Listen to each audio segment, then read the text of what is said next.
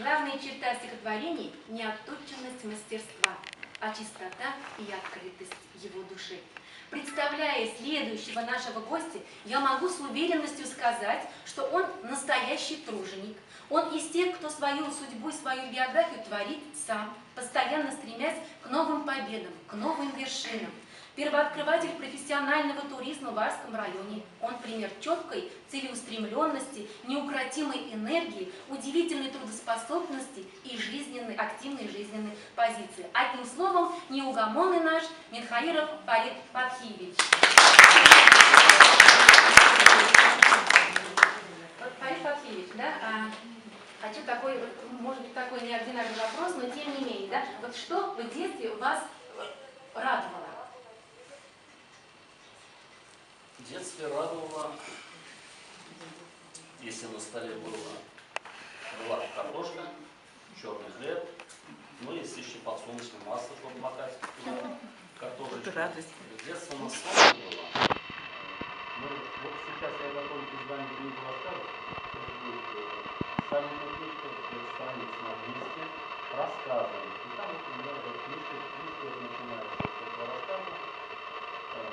У нас было в семье 6 человек, а жили мы в комнате 13 квадратных метров.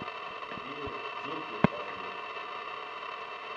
Вот тогда очень сложные года, и 50-е,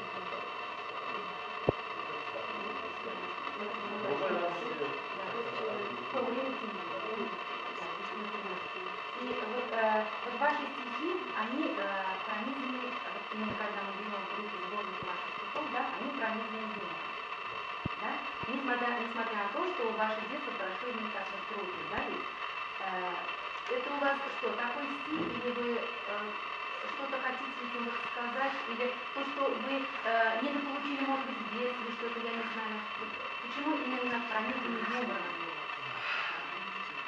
Я вот этим юмором хотел бы привлечь читателей к себе, потому что читателям интереснее, когда они берут в руки интересную книжку, не скучную. Вот поэтому стараюсь писать интересно. Вот сейчас опять же возвращаясь к этой книге, я его давал нескольким человекам, вот они как берут и сидят не отрываясь, пока не прочитают от кофе до сутки. Я говорю, что прочитаю? Не, дай дочитаю. Так интересно, вот. И это, конечно, радует. Стараюсь писать действительно интересные стихи. И рассказы тоже будут интересны. И надеюсь, мы увидим. Ну и, конечно, ваши подарки нашим зрителям.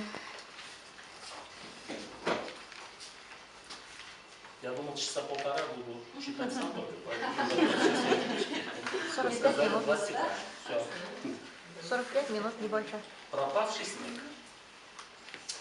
Тут вот увидели нас ближе к весне, конец зимы, а я тут, наверное, но ведь март такой зимы. месяц, понимаете, март такой месяц, да, то есть тут и бураны, и метели, то есть зима не сдается, а что ж поделать, это природа. Осталось осени прожить лишь несколько минут. Устали с лужами дружить. Зимы ребята ждут. Тепло и слякоть во дворе, и слякотно в душе. Зима придет ли в декабре? Ведь ей пора уже. Коньки давно отточены, и лыжи из чехлов достали, что просмолены. Но нет все холодов. И белый снег, что с вышины, на теплый грунт упав, звеня ручьями в тишине, бежит от нас стремглав. Гляжу в окошко я во двор и вижу серый цвет. Услышу завтра разговор. Нет снега, снега нет. Но если выпадет снежок, продекламирую, ликуя, сказав ему: «Привет, дружок, зима, крестьянин торжествует».